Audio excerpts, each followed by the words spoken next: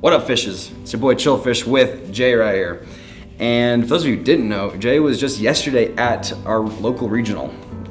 Oh yeah, it was fun. I had a blast. I was doing okay. I had a good chance of topping, but my friends didn't. So I was like, you know what? I'm just gonna drop. I'm just gonna enter the Win-A-Mat tournament, and I actually won. And he won. So yeah. Move all these wonderful props, and you got a wonderful mat we'll showcase. Yeah. So we were talking about the film for this week and today, and then we thought about this great topic that everyone talks about and no one listens. So they were talking about 5 tips for etiquette when you're going to your locals, regionals, YCS, any kind of major event that's not you and your buddies hanging out in your mom's basement. Yeah. So Jay here will tackle the first one, which is a doozy.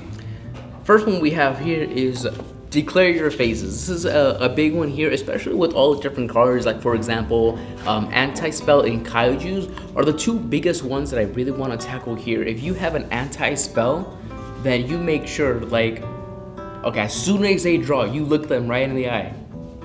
Standby phase. Anti-spell. Good? Same thing if you have a kaiju, and right away you ask them, standby phase, main phase, anything. The biggest one for me is, like, for example, ABC Dragon Buster. If they can actually tag out to and void the kaiju, but they need to do that right on the start of the standby phase. Standby phase is open, turn player gets priority, so if they don't tag out right away, you can kaiju them, and that's just that's a big thing for me. I play ABCs like religiously, so He does. A lot of times if I'm up so much in card advantage, they only have like 2 cards in hand, I always just tag out as soon as they say like standby phase. I'm tagging out now. Always declare your phases.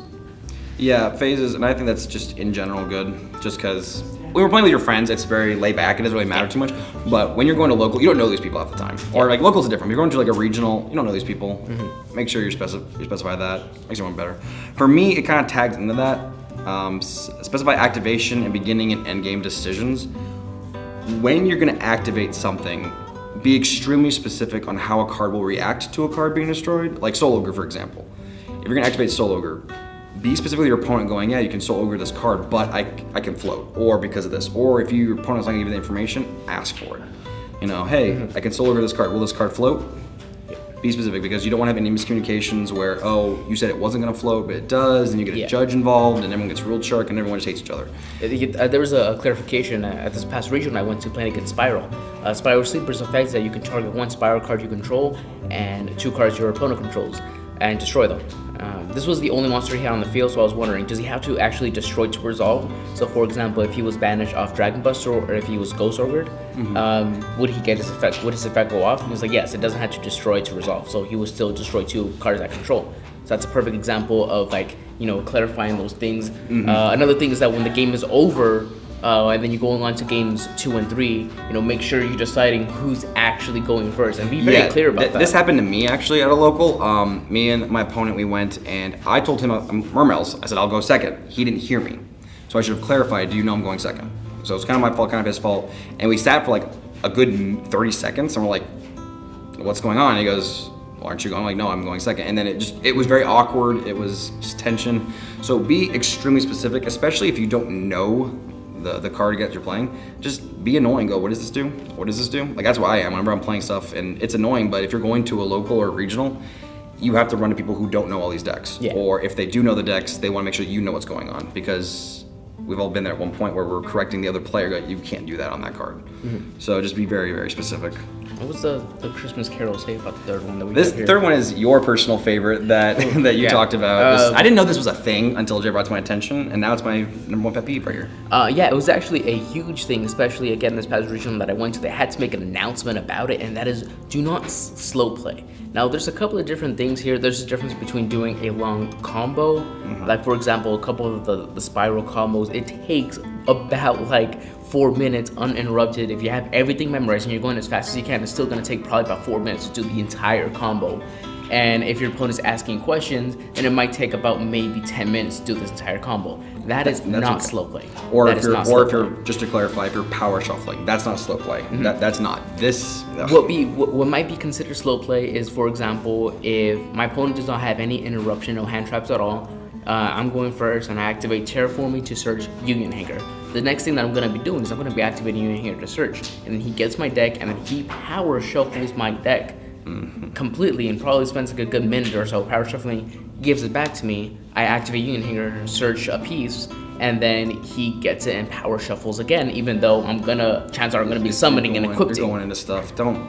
Yeah, so we get into this issue a lot. You always gotta watch out, and this is such a tricky thing to watch out for. Do not be ashamed. People might call you a dick about this, but it's becoming an actual issue recently in tournaments because people are trying to push for draws. Because if they can get the draws, they technically didn't lose and they just move up a bit. Or if they're like, oh, do you have a reaction? And you take your slow, sweet time to respond. You know if you have a reaction or not. Now, it's one thing if you're, should I do this or not? Like, no or yes. Be decisive, you know? Yeah. Or if your opponent's going, just be honest, you know, when we're playing, I'll say, I have no interruption, go whatever you want. That's completely fine. And now, it's different if we're playing, obviously, in a competitive level, but you don't want to win by a draw. That's a dick move. That's a real dick move. That's something that people should not be aiming for. Inside a tournament, that is a thing that you cannot aim for. You cannot aim for a draw by slow play. Call a judge, have him sit there throughout the entire game. If a guy's taking forever to shuffle, the judge will call him out, saying like, "No, man, I'll shuffle your deck. Your deck's fine. Go." Yeah, like that was such a huge thing. People were going into time by 40 minutes. And we were just ending in draws because these people were specifically slow playing. So that was a huge announcement that they had to make that don't do this. So I want to include that in this video because apparently that's becoming an issue recently. And the next thing, on the topic of power shuffles, like when to power shuffle.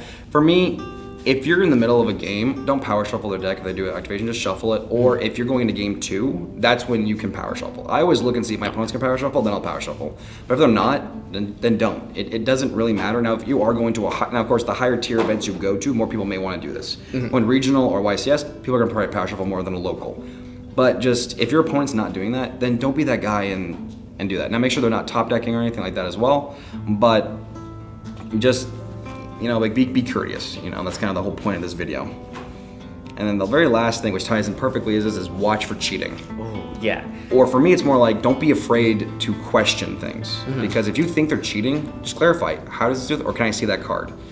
Double check stuff, especially, of course, we have to be somewhat meta relevant when we're playing the game, but let's get real. I'm not playing spirals, I'm not gonna know everything a spiral player does. I'm gonna question everything because I don't want someone to just run away with that thing. Oh, a big one is a quick fix, spiral quick fix. This affects on summoner searches, but it does have a graveyard effect that you can discard a card to special summon it from the graveyard, and then it is banished afterwards. Now, spirals do have several other cards to revive them normally from grave, and that is perfectly fine.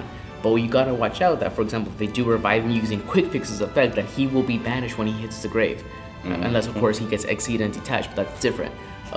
Watch out for things like that, just little things like that. Never be afraid to call a judge.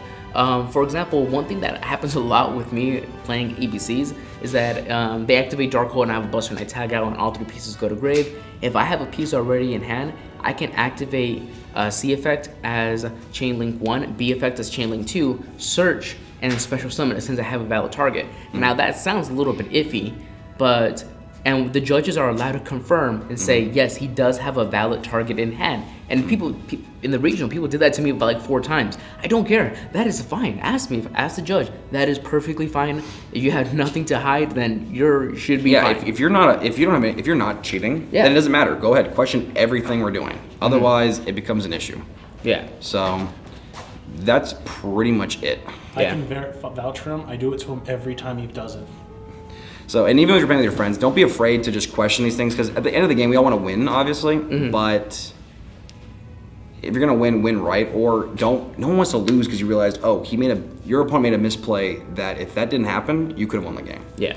So these are just our top 5 etiquette rules for locals. What are your guys' topics? Yeah. And obviously the unspoken rule is bathe, brush your teeth, wear deodorant. But we decided to go more specific than that. So besides that, what are some other topics you guys think that are the rules, etiquette, procedures? We were like kind of debating on one. I think Dyson, to bring, that's just polite, but it's not a huge etiquette rule. Yeah. But comment below, guys. What do you guys think? What's your biggest like pet peeve when you're inside a tournament and your opponent like does something that you just don't like it, or is it like slow playing, or what's the most common cheat thing that you see?